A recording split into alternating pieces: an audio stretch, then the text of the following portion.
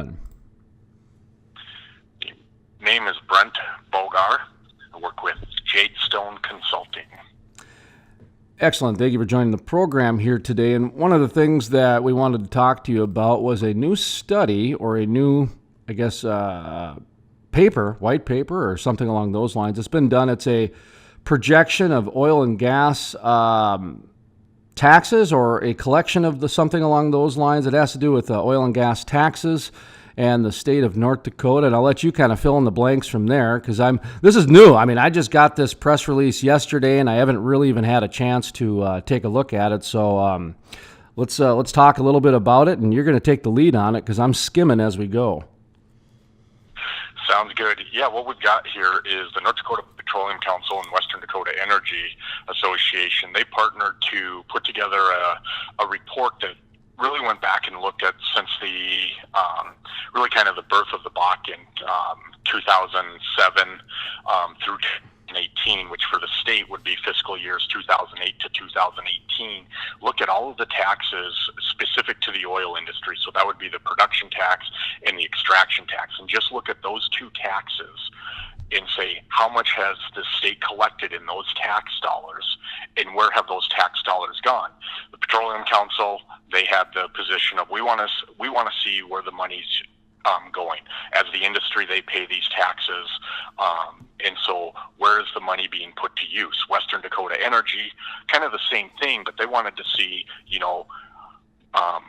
try to, in a sense, break down this east versus west wall, that everyone has benefited from the oil industry and the taxes that are being paid by the state. There's always going to be the argument of who needs more or wants more. I joke and say, every community wants an extra 5%, but at some point it adds up to over 100%, so no one's ever going to get exactly what they want. But that's what this kind of the background of this report was, is let's look at this and let's see how much has gone in to the state and where has it been put to use. And so we gathered that information together. It turns out that over the last 11 fiscal years for the state, we're just shy of $18 billion paid in extraction and production taxes. I always clarify that, because that doesn't include the additional taxes that the industry pays: sales tax, income tax, local property taxes. This is just those two specific taxes to this industry, the extraction and production tax, and where that money goes. It's pretty phenomenal when you think about that. The numbers show that, for the state collects a number of taxes. We're talking over the last 5 years, the extraction and production tax coming into the state that the state's collected is 50% of all of the taxes that the state has collected. That's sales tax, income tax, motor vehicle tax. When you total up all the taxes that the state collects, extraction and production tax equal 50% of those dollars. So it's a pretty significant amount of revenue to the state. So you're saying out of all the taxes, 50% comes from those two taxes? That's correct. And what over the last 5 years? Over the last 5 years, and does that include income tax and all those others too, or just a certain? It does. So out of all the taxes in North Dakota, 50% of them come from the production and extraction tax? That's correct. That is absolutely incredible. Is that the norm in states like Texas and Alaska, states that are in the top? New Mexico, the top 4 for oil production, or is that something unique to North Dakota? Because I've always been told that North Dakota has the highest extraction tax, or one of the highest in the nation. Yeah, it's not the norm, Jason, is that this is that level of dependency of revenues coming from a single industry like Texas. There's a number, and obviously when we start getting into tax policies, comparing state to state is always a tough thing. For example, in Texas, they don't have a production tax that's collected at the state because they allow property tax at the wellhead for the local communities. And so there's always this kind of differential. Sure. Whereas in North Dakota, they collect everything at the state and so then distribute it back, whereas some states don't. And then Alaska's always tough to compare to, because people like to look at Alaska, even like with here in North Dakota, we hear about the legacy fund is one of the funds that these tax dollars go into. And people say, why can't we be like Alaska and pay the citizens a dividend check like Alaska does? Well, Alaska collects taxes, but Alaska also owns the minerals and collects the royalties on those minerals. North Dakota doesn't own the minerals. They're owned by private individuals. Right. Alaska, it's like a tax rebate every year, except for its oil. That's all. Yeah. Yep. And talk to people that that do business up there, and it's frustrating. It's frustrating because in order to get a single thing done, you got to put it through the legislative process for oil and gas, and that time is money in oil and gas. So, no, I understand all that, but so my question, I guess, is more of when you kind of, as a broad brush, North Dakota is very reliant on oil and gas taxes. I mean, that is plain as day. If 50% of the tax revenue comes from those two taxes, you're not even including the amount of Halliburton trucks and the amount of those license registrations and out of fees taxes. I mean, because let's be honest, there's a lot of people that live in western North Dakota and even on the east side here, where if the oil and gas industry is not percolating and not moving, they're not living in our state. And so therefore, all of that tax revenue goes away too. I'm sure that your study did not get into that, but I do think it is worthy of mentioning.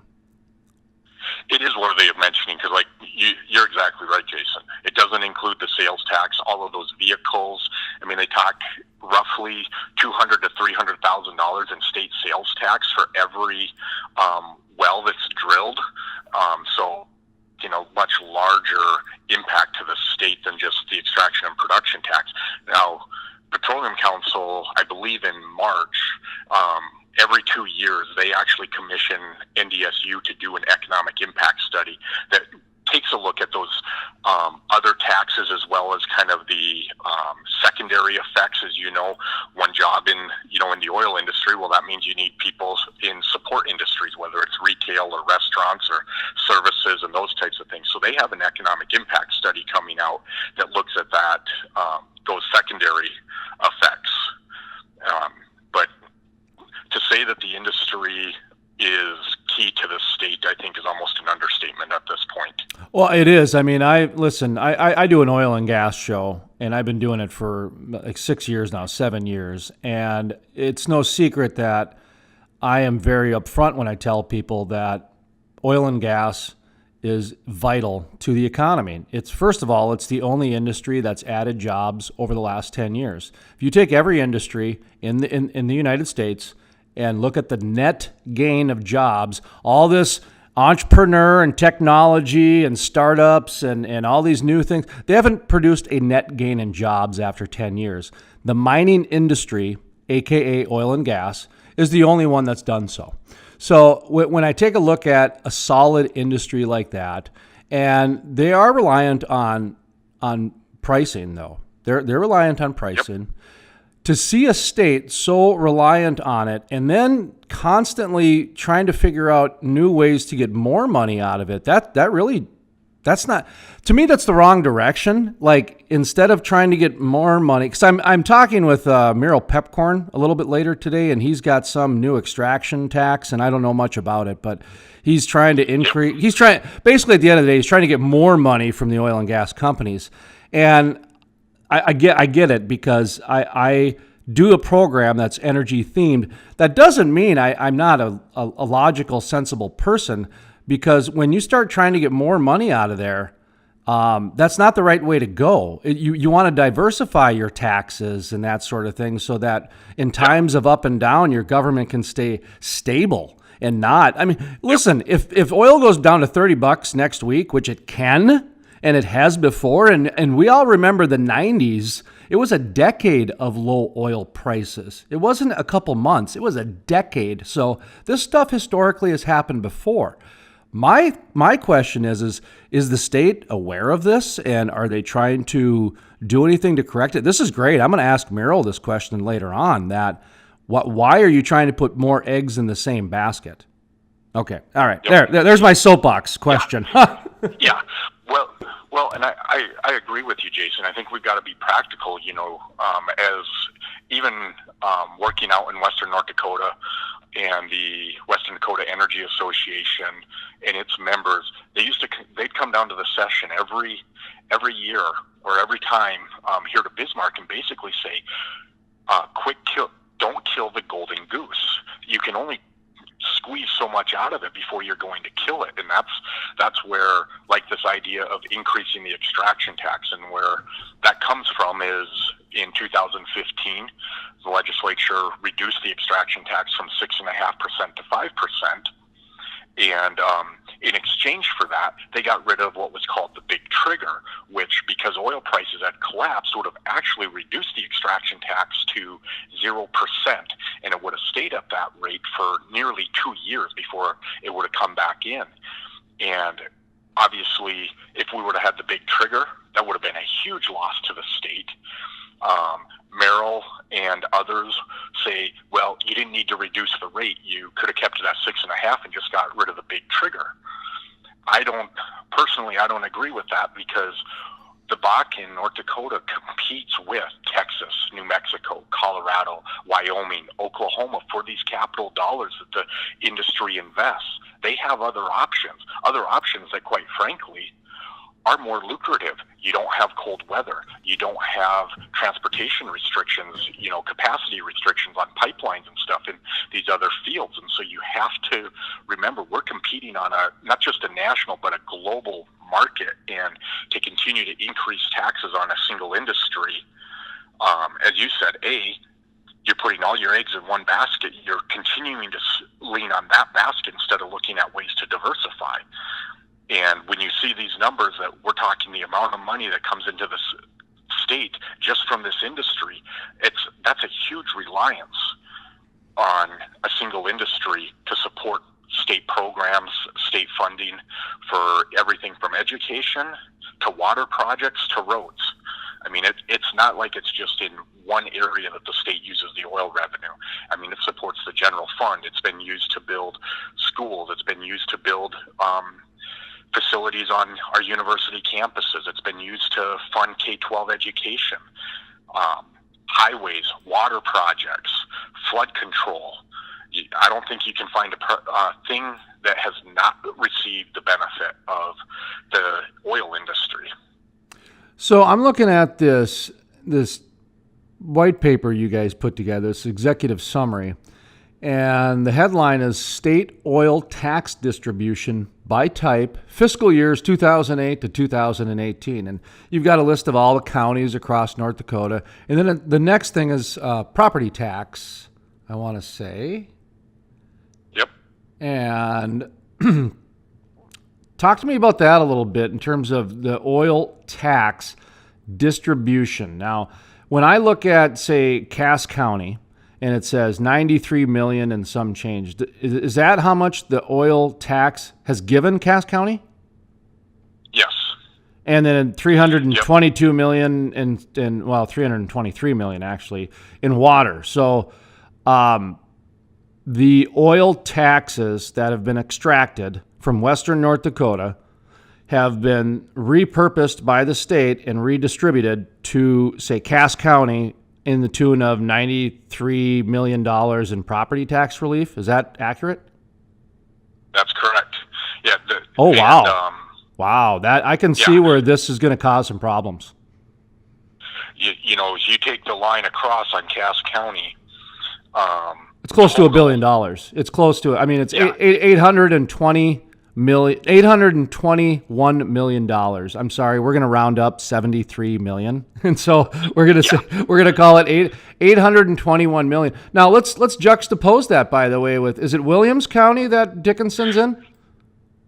Williams County is Williston. That is the highest. Now, good for them. Now Williston's got some money.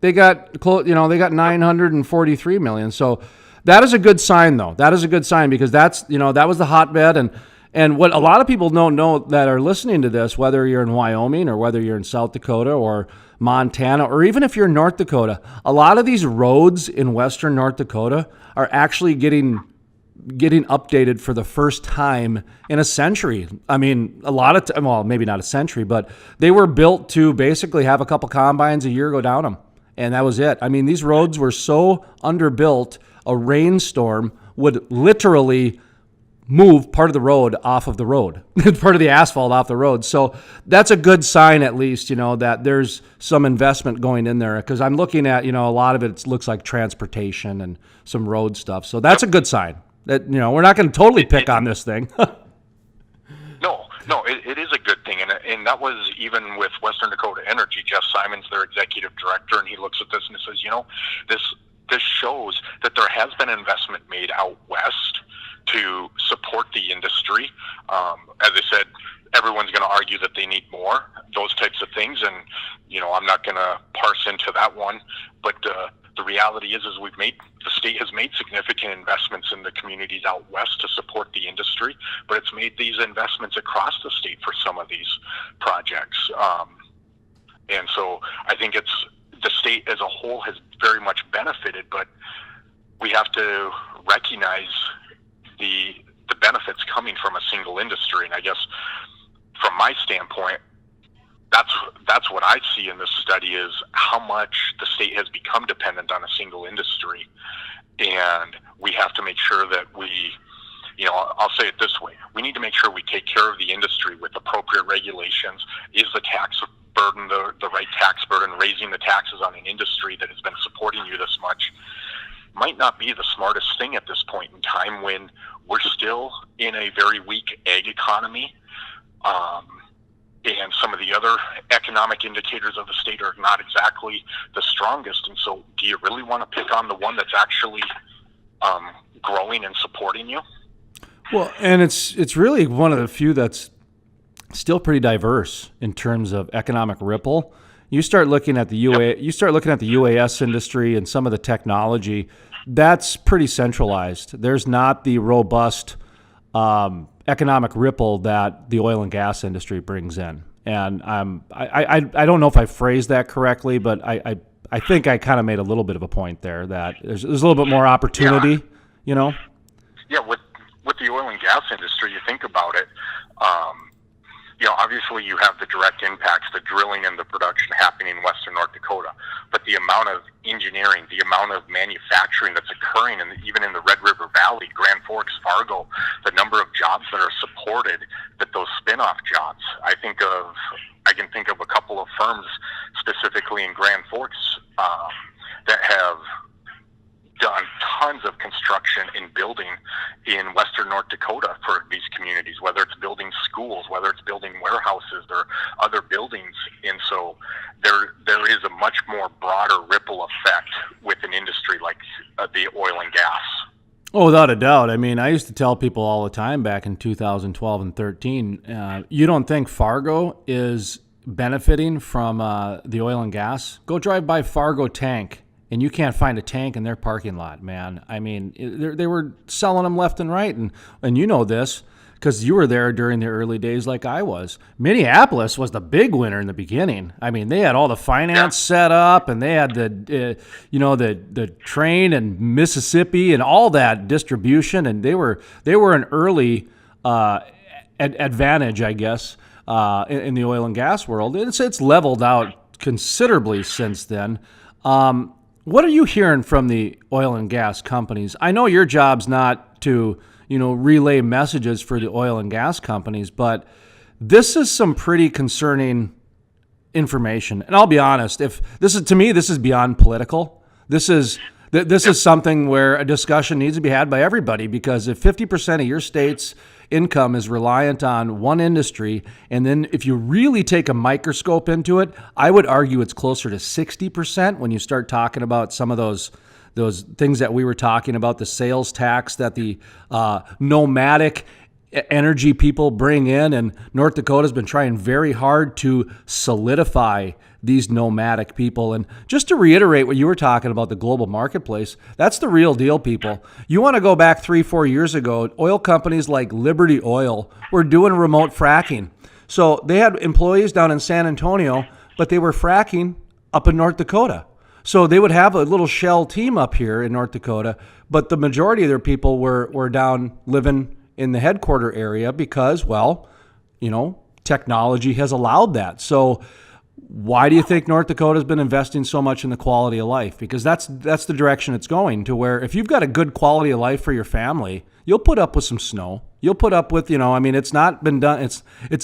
It's not reinventing the wheel here, but what we're trying to reinvent is a quality of life for people. So, sorry, another kind of a summary there, but just to kind of give people some context a little bit, what are people saying in the energy industry? Are you hearing that this discussion is being had, or is it still just this finger pointing over who's getting what more than who? No, I think you're starting to see more of the conversation turning from the industry, of them being more so of a we're here for the long haul and we're supporting the state, and this study shows that we're supporting everywhere across the state, everyone across the state, and we want to continue to do that, but we need to be able to do it in a competitive environment. And so instead of it being a finger pointing of east-west type of thing, and the industry just kind of hunkering down, I think I see more of the conversation being, we're here to support the state, but we can't be the only ones that support the state, and don't just point and pick on us, I guess you could say. And okay, go ahead. Sorry. No, I was just going to say, because as I shared earlier, I mean, when you look at price and production here in North Dakota, prices, it's a very price-dependent industry. And when the last numbers I heard, we're at somewhere between a $7 and $9 discount off of WTI for North Dakota crude. Well, if I can go down, if I'm a company and if I can invest, I already have lower expenses because I don't have to be dealing with the cold weather and stuff right now, and I can be down in Texas and I'm only getting a $2 to $3 discount. Well, it doesn't take a rocket scientist to figure out where it makes better sense to make those investments. And every time that you increase a tax, that's an increase in expense on an industry. And so that all starts to play into it. And so they're very cognizant of the impact they have on the state budget, but they're companies that they have investors, they have shareholders, they have people that they have to answer to. They can't just be charitable and say, oh, we'll stay in North Dakota and keep paying the higher taxes just to support the state. They've got to make business decisions. That's the part I don't think people understand, is this is not a game of chicken. This is a game of numbers. I mean, it's just right. I mean, can it be said any easier? I guess, because you said the word picking on earlier, and we've actually done a few stories on that, primarily with the coal industry, how they flat out just get picked on. Yep. Yeah, and and I've thought that with oil and gas over the last 5 years more increasingly. We kind of position it as it's the religion of environmentalism, to where it seems like this environmentalism cause has gotten to the point of, people follow with a blind faith. They don't look at anything else, and to where it's almost got a religious type status to it. And with that comes the picking on just fossil fuels in general. And one thing we try to do on this program is have a lot of innovation on to explain how the industry is actually being pretty proactive with trying to be cleaner than they already are and that sort of thing. So, anyway, we try to be logical about it, because, I mean, trying to remove the world from fossil fuels is a ridiculous statement. It's absolutely ridiculous. And any media that actually believes that is a real thing that can happen should not have any credibility or credentials at all. And that's just that's not a biased statement. That's just a fact of life. I want to ask you. I mean, we have. Go ahead. I was just going to say, and if you talk to the oil and gas industry and even the coal industry, they're not they're not trying to say that we shouldn't invest in renewables and use renewable energy. They're just saying we've got to be realistic. It's an above all policy. It's an above all position, because we're still deriving, we can talk numbers and numbers can get skewed, but the reality is 80+% of our energy is still from fossil fuels. You can't flip that switch tomorrow and say we're going to use all renewables. And so what they want, and I think what a logical person would say, is let's invest in all of them, but let's be realistic about where it's actually coming from and what those benefits are. And let's continue to see the continued innovation in these industries. I think of the oil and gas industry compared to 20 years ago. You look at what they're doing with multi-pad well sites, so that the impact that they're putting on the land is so, it's a tenth of what it was before with and that's a simple innovation thing. But I mean, they are making significant investments to lessen their impact, to be responsible development of the energy resources. Yeah, I actually, the whole reason, I remember originally when I got into this, I thought I was going to be some investigative reporter and, be like shooting fish in a barrel against the energy industry. And after about 5 minutes, I realized they needed help. They didn't need, they really don't, but they do, because they are unfairly and unjustly picked on. They are. And I know they don't need your help or my help, because they're big enough and they take care of themselves. But it's just, to me, it was one of those things that I felt like I was actually doing good, like exposing some of the myths that were out there. Because listen, they're out there like crazy. In fact, that's one of the reasons I'm having Meryl Pepcorn on, because I told Meryl, I said, Meryl, I'm not going to agree with anything you say probably, but this conversation of this extraction tax keeps coming up in the state of North Dakota, and I want to find out why. And now I know why, because it's the low hanging fruit. If you're a politician and you need to raise money for the state, well, the low-hanging fruit is oil and gas. And they're so big that, we can pick on them. And if they fight back, well, now they're picking on us. I mean, there's a reason oil and gas is a hard time in the public relations world. I mean, they're probably the worst out of all the industries when it comes to PR, because they can't. Yeah. They can't. And if they try to stick up for themselves, they become the aggressor. You know what I mean? Because they got all the money. Well, yeah, or they look like they're just trying to buy people off, and that's why you don't hear the stories of when, and I'm sure it was the same when you were in Dickinson, Jason, when I was in Williston, the amount of community support that the oil and gas industry provides, whether it's donating money to build a playground at the schools, or I remember one company actually bought a brand new pickup for the hospital because they needed one for a pickup for their grounds crew. Just those little things that the industry does, and they don't take out press releases for it, because if they do, they get lambasted as trying to buy people off. And it's like, that's not what they're doing. They're supporting the communities that their employees live and work in. Well, and that's a great point. In fact, that is a study I would like to see done. So Petroleum Council, if you're listening, Jeff Simon over at the Western Dakota Energy, if you're listening, this would be an outstanding study. Doug Burgum, you know what? Doug Burgum, governor of North Dakota, if you're listening. This is why this study is so important. We've been doing this on our program for a number of years. We call it Community and Culture. And what we do is we talk to those individuals from the Ronald McDonald House and from, Head Start and the places that get the donations, because you're right, very few times do the oil and gas companies come on publicly and talk about, donating $1 million to Watford City so they can now have an emergency room. You see what I mean? To where they don't, you're right, they don't like to brag about it. But you know what, the Ronald McDonald House, they don't have any problem talking about $25,000 from XTO. They love it.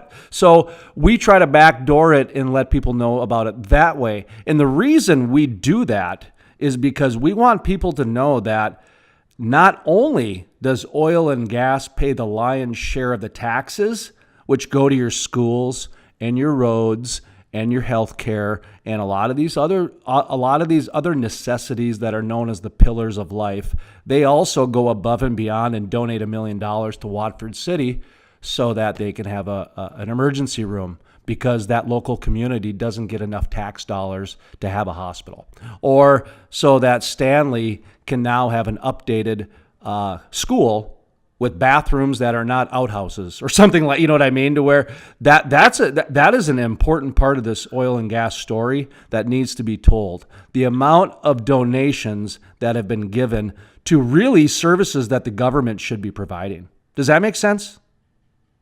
It does, and that would be the scary amount to of see. Community outreach they do. I think it would be mind-blowing to even people in those communities who see it firsthand to an extent, but you don't see everything. You might see because you work at the hospital, or a family or friend works at the hospital, and you hear about it there, but then you don't hear about what they did for Head Start. You don't hear what they did for the community library. You don't hear what they did for the Salvation Army or for the homeless shelter. I mean, you don't hear all of those things, and even if you do, you don't add it all up, and you start to add up those donations. You start to add up those in-kind contributions that these companies make, where they take their entire office staff out of the office for a day to pick up ditches along the highway, or to go clean up a city park, or to go paint classrooms in a school, those types of things. It's significant. Has there ever been a study like that done? Has there ever been a community impact, an economic community impact study like that done? Because when you started mentioning pick up the patch and some of those other things, you're right. I mean, this goes beyond the buildings. This is human labor too. Yeah. Wow. Yeah, not that I know of. And I think, and that's the part where, for me, we have to remember that it's the oil industry, but any industry, whether it's oil, education, UAS, banking, what drives that is people. There are people that make that up, and so it's the people within the industry. And we have to remember there are people behind that industry that make it happen. And so it's very easy to pick on an industry as a entity, but you have to remember there are people behind that that's who you're actually targeting, is those people that are making that difference, that are actually part of that industry. Yeah, they get treated like a monolithic monster is what I used to call them. But it's amazing, like I remember the first time I went to Pittsburgh, how clean that was. I was expecting this dirty town, and I was just a beautiful city. And it was like that in a lot of other oil and gas communities and energy communities that I would go to where my upbringing, Harry the Dirty Dog, that book, about how he goes exploring the world and goes to the coal plant and gets all dirty, that sort of thing. And that wasn't the case. It's this, Yep. It's this totally, and I think about what's going on out at the Davis refinery, how, they've been scrutinized for almost 2 years on things. And every time when it comes down to it, the judge and the state and the regulators always rule in favor of the Davis refinery because they continue to provide the data and the facts and, not just Chicken Little speculation and that sort of thing. So anyway, let's get back. I want to get back to this study quick. And what's the goal of this study?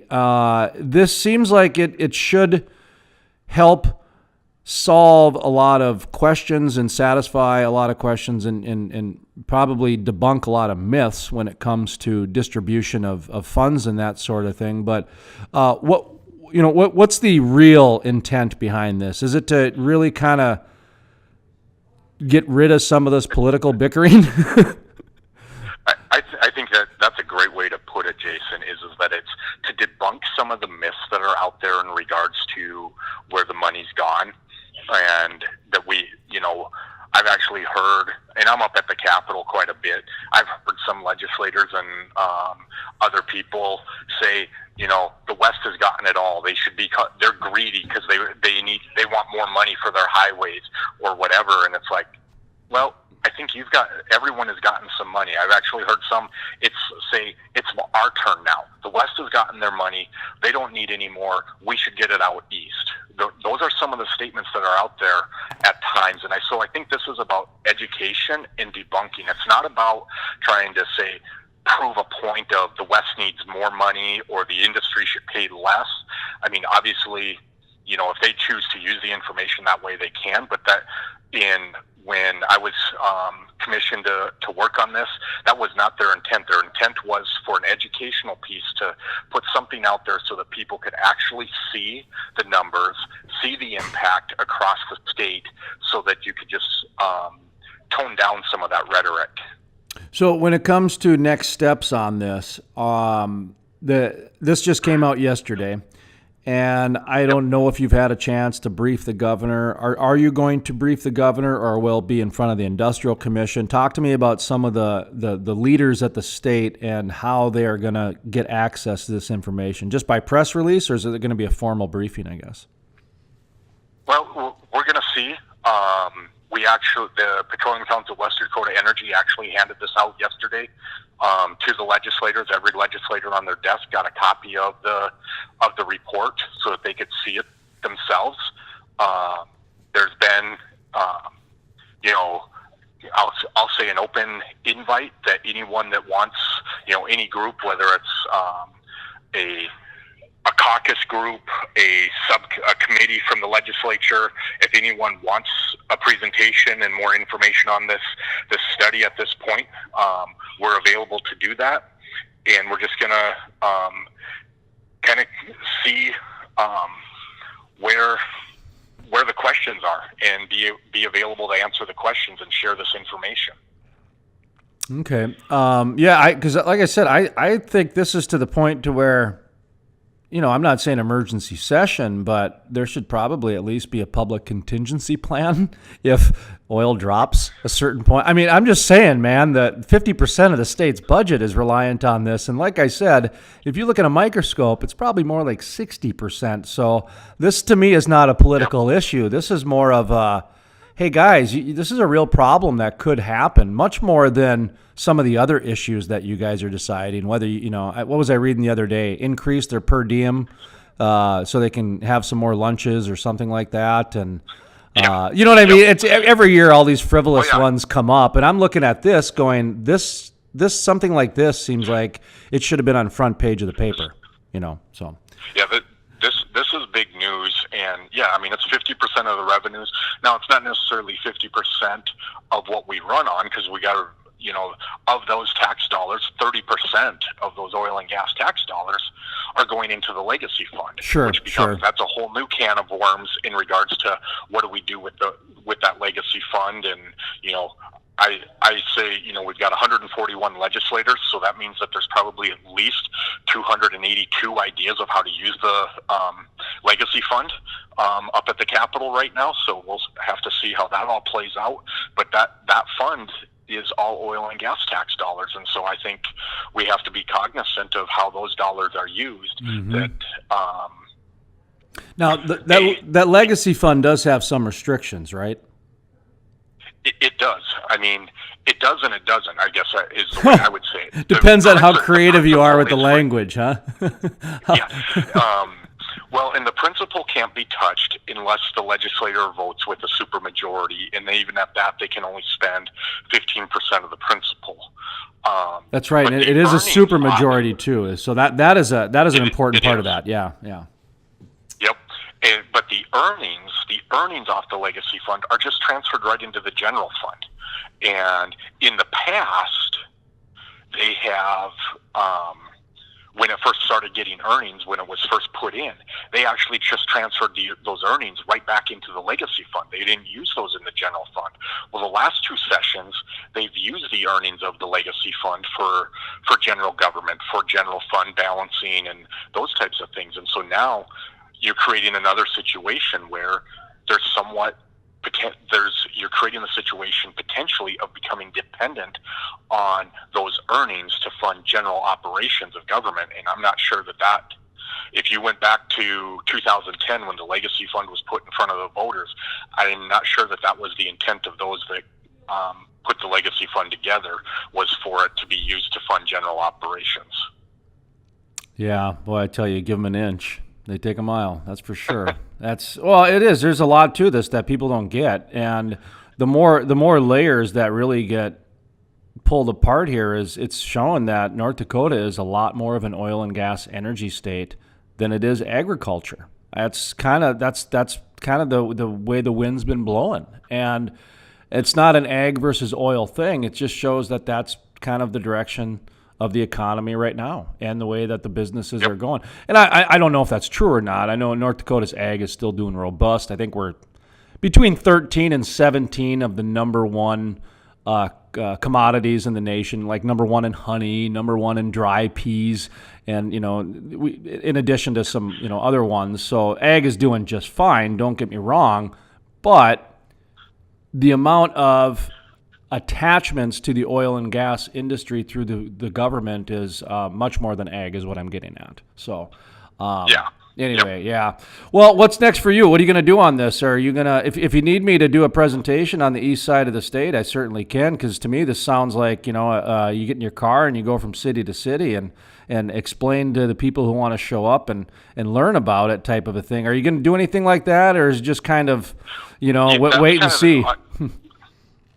That honestly, that is one of the goals, is to utilize this and do a little bit of a road show and get out and show people, what the impacts are, and come into communities, and, not that it's not about picking on them, but it's just helping them understand, like even going through. So the report, it totals everything up, but highlighting a number of projects. One of the big projects that in doing this and sticking out, Grand Forks, there's a $126 million facility, the medical school building put on UND's campus that was built, that was paid for by oil dollars for the city of Grand Forks, or for UND. So highlighting to these communities some of those types of benefits that they have seen in their communities, and the impacts across the state, and not just highlighting that and saying, see, you got this, you shouldn't get anything more. It's more of a, see, you have benefited and you're going to continue to benefit. Oh, I think it's great. Yeah, anything we can do to help you out, let us know. I mean, I think that is one of the most important messages for North Dakota to understand, is how diverse the oil and gas industry has been to the state. It's my, and you know this because you were out there. If you see it, you figure it out pretty quick. But if you're, what a lot of people don't understand about North Dakota, it's a very different state. 60% of the voting population is on the east side of the state. And I'm talking like 45 miles from the border. It used to be Jamestown, but now I think it's between Jamestown and Valley City, is you draw a line and you get 60% of the population on the east side of the state. So the masses have absolutely no idea what the oil and gas industry is. They're so far removed from it, and the older generations weren't around during the 90s and 80s, or during the 80s boom type of a thing, so they don't understand much about it. And there was some spite. So I get that. And so I think this is a great study. I think it's something that needs to be explained to the state, because the state is a new oil state. The whole state is new. They don't understand how oil works. You go down to Texas, every part of that state gets how oil works, man. They all get it. So does Oklahoma. You know what I mean? They don't. And then you go to North Dakota, and like I said, we're still, trying to figure out how to get our sea legs on, I guess, that type of thing. Because it'll iron out. Well, it will. It will. And one of the unique things compared to like some of the other states like Texas and Oklahoma specifically, their oil industry is not as concentrated as North Dakota's is. You can draw a line, just like the population. The oil industry is really basically the same thing. You're looking 70, 80 miles off of the Montana border is the bulk of the industry. And there's a little bit beyond that, getting over to Minot and up into Botno and stuff. But, there's no oil in Bismarck. There's no oil and gas in Fargo or Grand Forks or Jamestown. And so other states, it's more a part of their entire state in regards to that development and people being impacted and seeing it. And so that's one of the things. And you're right too.